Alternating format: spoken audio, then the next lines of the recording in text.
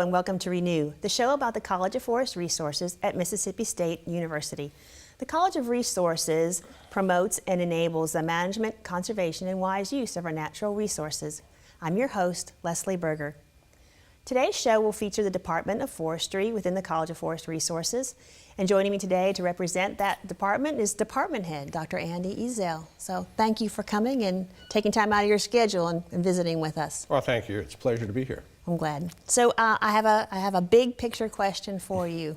As department head, you are sort of challenged and mandated to help set direction for the department, make sure that where the department is going is where they need to go. So what is the vision that you have for the Department of Forestry? Well, I think it's a shared vision between myself and the faculty and the staff in the department, and that what we want to do is to train the best professional land managers that we can for the future. The forest resource is just huge, over 200 million acres in the South, and it's a tremendous responsibility. Like wildlife, the things that we do today, we'll be looking at for decades and decades. So that's our vision, is to train those future managers. Okay. But what I find interesting, because I do get to work with you some, is that in addition to doing the administrative duties, you still do research. So could you tell me a little bit about the kind of projects that you're involved in? Well, primarily my research is focused in two areas, in hardwood management, especially in regeneration of hardwood forest, and even finer than that on oaks, kind of a premier species there in the South, in the hardwoods, and then in herbicide research. Both of those areas, that's where we've been working for a long, long time. So maybe to some people that might be watching this, they don't necessarily wouldn't understand that herbicide is actually a tool that we can use in forestry and wildlife management. So what specifically are you studying with regard to herbicide? Well, we've looked at a number of uses for herbicides, and you're exactly right. It's a tremendous tool and so important for the management of the forest in the South. And they really have a bad image with some people. They get a lot of bad press, and it's really not the herbicides. Herbicides are very, very safe to use. Baking soda and table salt are more toxic than the herbicides that we use in forestry. But what we do is we look at everything from site preparation. It's a huge item for us, controlling that vegetation before we put trees back in the ground and when we're planting them. Herbaceous weed control. The grass and the broadleaf weeds are actually serious competitors with little tree seedlings. We look at individual stem treatments, whether it be injection, basal bark. We look at mid-rotation brush control. We look at woody release. Basically, all the different time slots through the rotation of stand of trees. Well, we're looking at using herbicides, all those areas. Right. What would you tell a parent that were to call you up in your office one day there in Thompson Hall and say, my son or my daughter is interested in forestry? Is this a good career choice for them? Oh, I think, I know that I would tell them that I think it's an excellent choice for them. If they enjoy working with natural resources and getting to spend some time outside, they don't get to spend all their time outside, but it's a great career choice. There's so many different ways that they can go with a career when they major in forestry. Right now we have, and for the foreseeable future, we have more jobs than we have people. That's excellent. So if you're looking for a job, it's a great thing to do. But it's more than that. It's the quality of your career and your experience. But I would tell them that there are things, and you've heard me tell people this before, there are three things that we're not. We're not loggers. We don't teach people how to run chainsaws, and we're not park rangers, and that's a great career, but we're not park rangers. And we don't sit in fire towers. And people think that that's what foresters do. And you don't need a 4-year degree to sit in a fire tower. Right. And certainly loggers are an important part of the process, and park rangers. But forestry majors we have 2-degree programs, Natural Resource and Environmental Conservation, which is training the people who want to work with the forest and the water and the air, but not necessarily manage the forest for production. And then we have our professional forestry program, which we've had for decades, and that is to manage the forest resource, the land base, and that's what we're here to do. Okay. Well, we have about 1 minute left, so would you share with me your favorite, or one of your favorite memories as department head? I think my favorite memories down through the years being department head is always going to be bringing in new faculty and watching them work with the established faculty. And it's pretty exciting to see where the future of the department is going. That's, I think that's always going to be my favorite part, to see this. We're going to give this department to a different group, and you like to think that they're just as good or better than we were. Well, I'm sure they are. They've got a I'm great sure they leader. are, too. So I appreciate you coming by today. We'll be back right after this break to visit one of the graduate students from the Department of Forestry. The sense of place. We all have it, often grown from deep roots in small-town communities. At Mississippi State University, our Carl Small Town Center is strengthening these ties. With nearly 40 years of making a difference, we're revitalizing communities into welcoming places to work, live, and congregate. By weaving together the best pieces of our past with modern technology and amenities, we're creating the hometowns of the future. Places where lifetime memories can be made, where you have all the things you need, along with all the things you want. Through partnerships with our communities, we're identifying improvement opportunities, recommending paths forward, and creating the plans for a better tomorrow.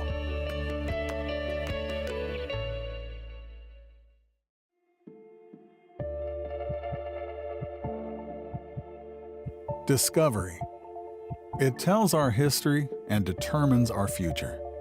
At Mississippi State University, we're digging deep, unlocking an understanding of our past, validating it. Middle East exploration by faculty and students is uncovering evidence that unravels ancient mysteries. Scholars have long thought of the biblical kings David and Solomon as mythological figures. Our research offers evidence that supports their existence, boosting MSU into an international league of experts on archaeology. Now we're changing the way people think about the past, opening up new possibilities of understanding for future generations. Digging deeper, learning more.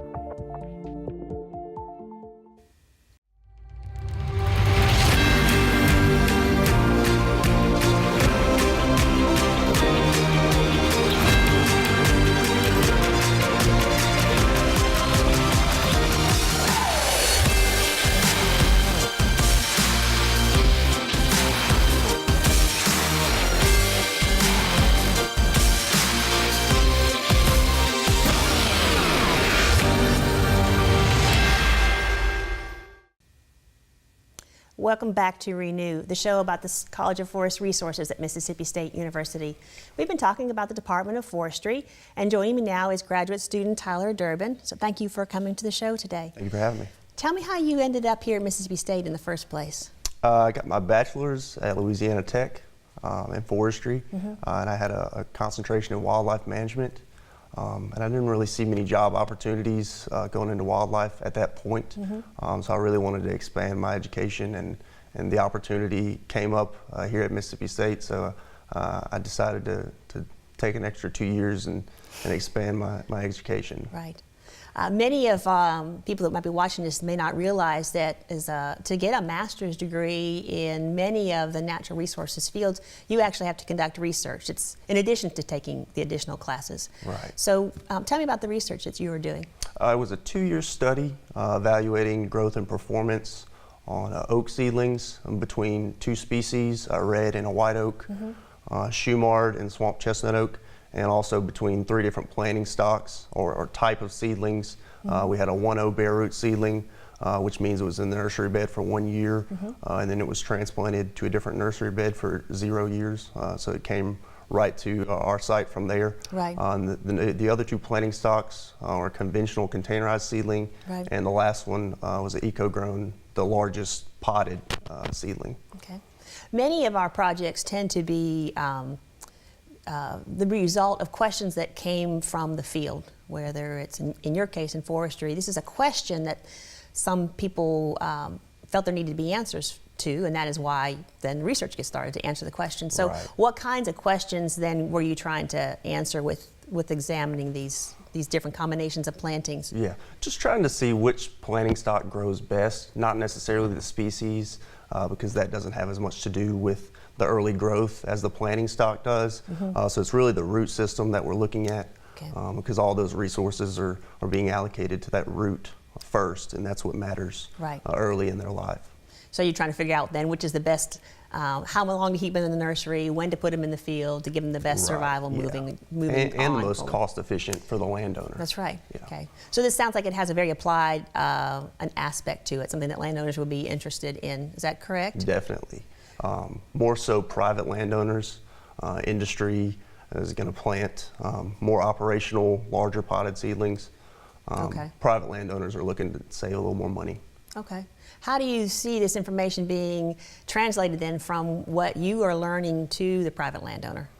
The herbicide use is the biggest factor. If they use that in the first year, it's good with proper planting and proper handling of the seedlings. So if they do all those in combination with each other, that has seen to result in the best result. Right. So where do you see yourself being in, say, 5 years? Where would you like to be? We'll have a job lined up in procurement already. So it's not really in research or silviculture. Excellent. More the business side of forestry. So I'm hoping to work my way up in economic side of forestry. Sounds amazing. Yeah, should be Have fun. you have a favorite memory from your time here at Mississippi State? Really helping out other grad students has been one of my favorite memories. Just seeing all the different sides to the field of forestry. I've worked with hydrology, I've worked with soils, and also the relationships that I've got to build with all those other grad students. It's been really fun. So what word of advice would you give to, say, the next generation that's coming up? If they were interested in this, how could they best prepare to be successful in a college career in forestry?